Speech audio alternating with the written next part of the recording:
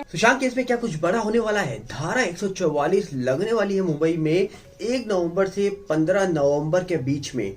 और आखिरकार ऐसी बातें सोशल मीडिया पे क्यों निकल के आ रही है कि मुंबई में इन 15 दिनों के अंदर कुछ ऐसा होने वाला है जिससे धमाका हो जाएगा। मतलब कुछ ऐसा बड़ा होने वाला है। क्या कोई बहुत बड़ा शख्स गिरफ्तार होने वाला है या फिर सुशांत केस का सच बाहर आने वाला है? क्या होगा इन 15 दिनों में? और साथ ही साथ लोग दावा करते हैं कि ड्रग्स मामले का सच बाहर आना चाहिए, आखिरकार ड्रग्स वालों को गिरफ्तार करना चाहिए। पर इसी के बीच आपको बता दिया जाए, एक और बड़े ड्रग तस्कर को पकड़ा गया है दिल्ली में। और साथ ही साथ आपसे हम सपोर्ट मांग रहे हैं, और ये सपोर्ट मांग रहे हैं नए चैनल को सब्सक्राइब करने का और नए चैनल के साथ भी जुड़ने का।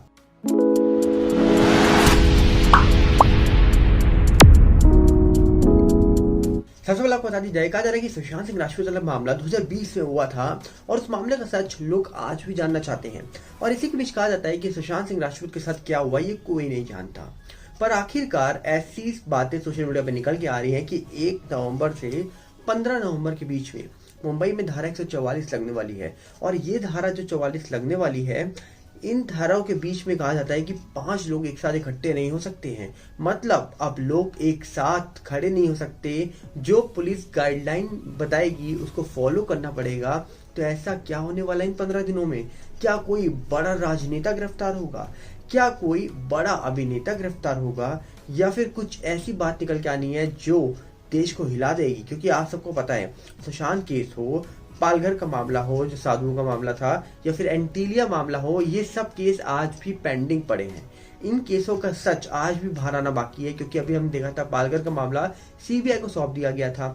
एंटीलिया मामला हुआ था जहां पर जो अंबानी जी थे उनके घर के नीचे से जेलेटिन स्टिक्स मिली थी। वो मामला की जांच हुई तो पता लगा कि एक नदी के अंदर से बहुत सारे प्रूफ मिले।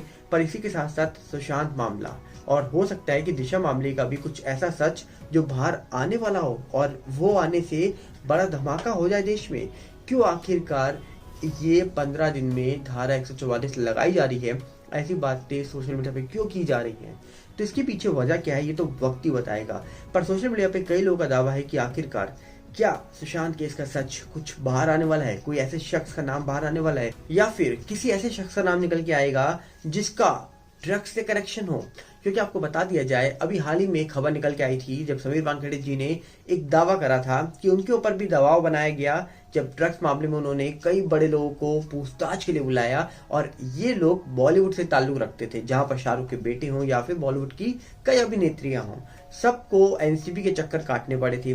उसके बाद पता लगा कि रिया चक्रवर्ती के साथ साथ शौविक, इन सबको लेकर एक चार्जशीट दाखिल की गई जो करीब 20,000 पेजेस की थी। अभी हाल ही में खबर निकल के आई कि भारती सिंह और हर्ष पर एक चार्जशीट दाखिल होती है और करीब 200 पेज की चार्जशीट दाखिल हो जाती है। अब सवाल ये भी उठता है कि क्या बड़े ऑफिसर जो थे उनके ऊपर भी गाज गिरेगी, जिन्होंने कुछ ऐसे लोगों को बचाया जो शायद ड्रग्स मामले में निकल के आए थे। पूछताछ के बाद दोबारा से उनका नाम निकल के नहीं आया, और जब पूछताछ के लिए उनको बुलाया गया था तब मीडिया में बातें निकल के आ रही थी कि इनका कनेक्शन ऐसा है, इनके फोन से चैट मिल गई है, इनका कनेक्शन ड्रग्स वालों के साथ है।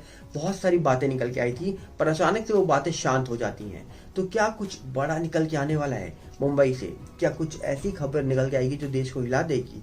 क्योंकि सुशांत मामले की बात करें तो 2020 से लेकर आज 2022 भी खत्म होने वाला है, पर कोई भी बड़ी ऐसी खबर निकल के नहीं आई जिसके बाद कहा जा सके कि सुशांत सच क्या हुआ था। पर हाँ, अब धीरे धीरे लोगों को समझ आ रहा है कि सुशांत सिंह राजपूत के सपोर्ट में जो लोग खड़े थे वो कहीं ना कहीं फायदा उठा रहे थे, या फिर वो सुशांत के साथ नहीं थे।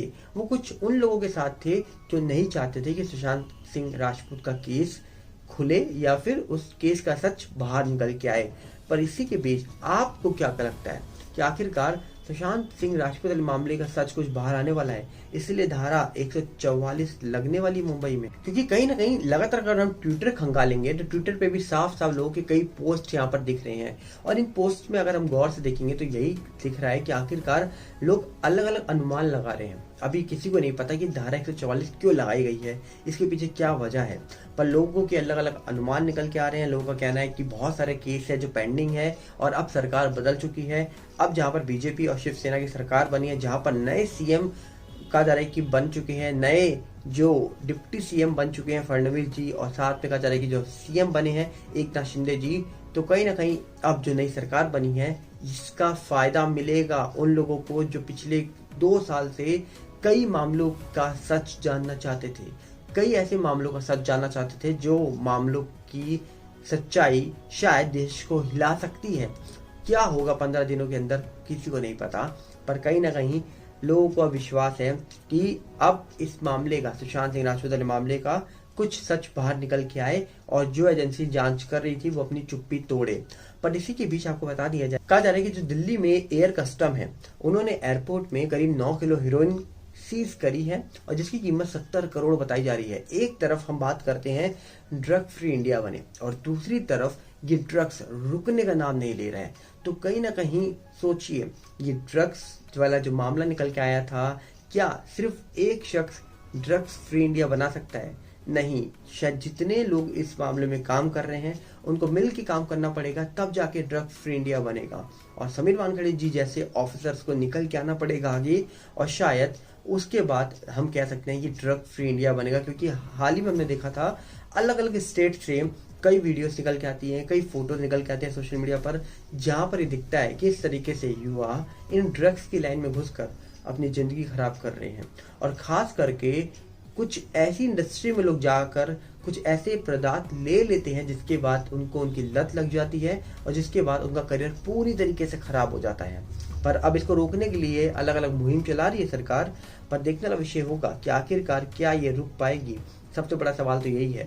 पर इसी के साथ साथ आज भी सुशांत सिंह राजपूत वाले मामले में जब ड्रग्स केस को ऐड ऑन किया गया था, तब सवाल उठे थे कि आखिरकार ये ड्रग्स मामले की सच्चाई क्या है, कहाँ से ड्रग्स आ रहा है, क्यों यूज किया जा रहा है, कहाँ कहाँ यूज हो रहा है, कौन कौन ये ले रहा है। कई बड़ी बातें निकल के आई थी और यहाँ तक कि जो सिरसा जी हैं उन्होंने भी सवाल उठाए थे एक करण जौहर की जो पार्टी वाली वीडियो थी उस पर। उसके बाद कई और सवाल उठे जहाँ पर समझ आया लोगों को कि ये व्हाइट पाउडर लोगों के घर से मिल रहा है। जहाँ पर भारती सिंह को जब गिरफ्तार किया गया था 2020 में, तब उनके घर पर रेड मारी गई थी और ये दावा हुआ था कि उनके घर पर कुछ ग्राम ड्रग्स मिली है। ऐसा दावा हम नहीं करते हैं, यहाँ पर कहा जा रहा है कि एजेंसी ने किया था, एनसीबी ने किया था। पर इसी के बीच अगर हम बात करें तो कई और लोगों को भी गिरफ्तार किया गया था। कई एक्टर थे जिनको करीब 1-1 साल तक जेल में रहना पड़ा था, जिनका नाम इस ड्रग्स मामले में जुड़ के निकल के आया था। अब सवाल ये है कि ये ड्रग्स का काम कौन कर रहा है? क्या इंडस्ट्री में बैठे हुए कुछ ऐसे लोग जिनको काम नहीं मिल रहा वो कर रहे हैं, या फिर उनसे करवाया जा रहा है, या फिर कोई और ही ग्रोह है जो इंडस्ट्री वालों का नाम लेकर खुद ये काम चला रहा है? तो कहीं ना कहीं ये ड्रग्स वाला मामला रुकना चाहिए। पर सवाल ये भी है कि जो चार्जशीट एनसीबी दाखिल कर रही है उसका क्या हो रहा है? 20,000 पेजेस की चार्जशीट के बाद भी रिया हो, शौविक हो, या फिर कुछ ऐसे लोग जिनका नाम उस चार्जशीट के अंदर था वो आज फ्रीली बाहर है।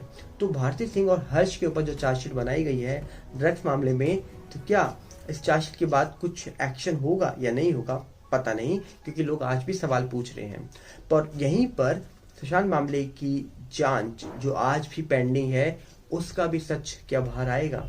आपको क्या लगता है? कमेंट बॉक्स आपके लिए खुला है, क्योंकि 1 नवंबर से 15 नवंबर तक कहा जा रहा है कि मुंबई में धारा 144 लगने वाली है और अभी तक किसी को नहीं पता ये क्यों लग रही है, इसके पीछे वजह क्या है। अगर कोई बड़ा राजनेता एक्सपोज होने वाला है या फिर गिरफ्तार होने वाला है तो क्या मुंबई के साथ साथ महाराष्ट्र में भी ये धारा 144 लग सकती है?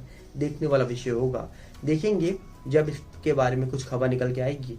पर इस वीडियो को खत्म करने से पहले आपको बता दिया जाए, हमारा एक नया चैनल चालू हुआ है, हम चाहेंगे आप उसको सपोर्ट करिए।